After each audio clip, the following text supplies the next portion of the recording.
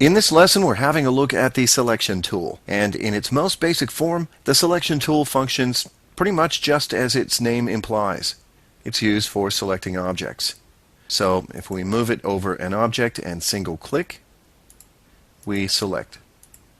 However, there are a couple of extra things that need to be pointed out. Notice that the shape on the left only consists of a fill, whereas the square in the middle also has a stroke around it. So if I single click inside the square, we only select the square. We don't select the stroke.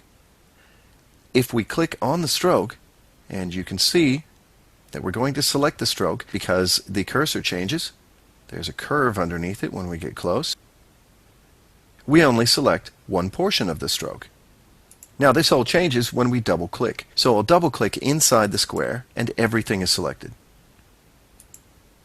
In a similar fashion, if I double click only over the outside stroke, then the entire outside stroke is selected.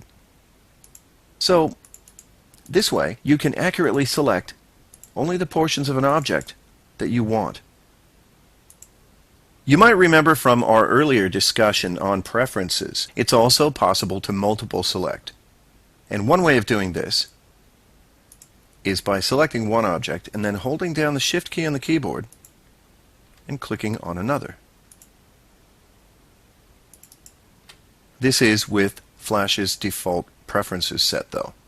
You can change this by going to the Preferences and disabling Shift Select. When you do this, you don't have to hold down the Shift key. Simply select one, select another, and so on. To deselect, you can either click away on an empty area of the stage, or my personal favorite is to click right in this bar just below the layers.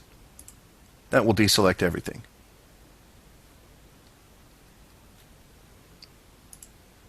Now I will change this setting back to the default because I prefer to hold the Shift key down.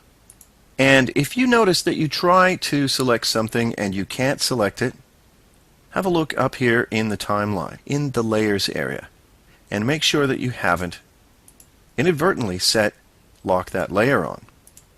Because if you do, you will not be able to select anything. This is why I'm not selecting anything when I'm clicking out here, because I've locked the underlying layer. Now, the selection tool is not limited to selecting entire objects. You can select part of an object by clicking and dragging. I've clicked and dragged down here, and only this section of our object has been selected. And this works on any drawn object on the stage. That's basic drawn artwork. It does not work on instances of symbols from the library.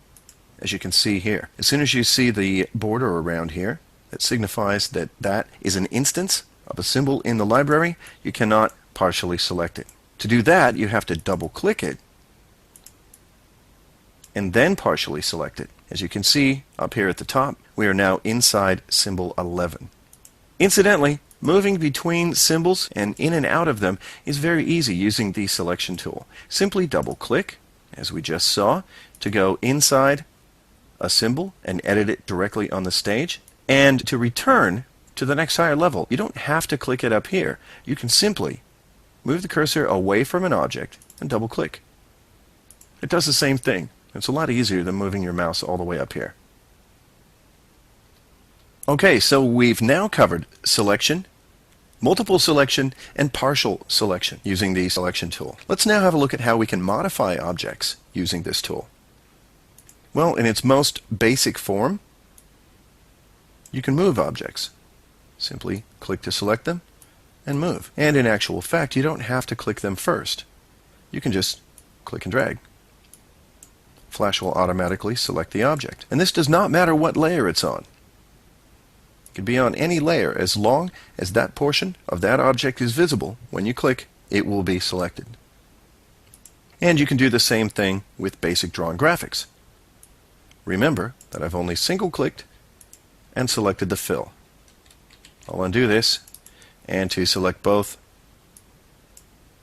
I'll double-click. And if we want to move only part of an object, click and drag a selection area, and then click and drag that piece away.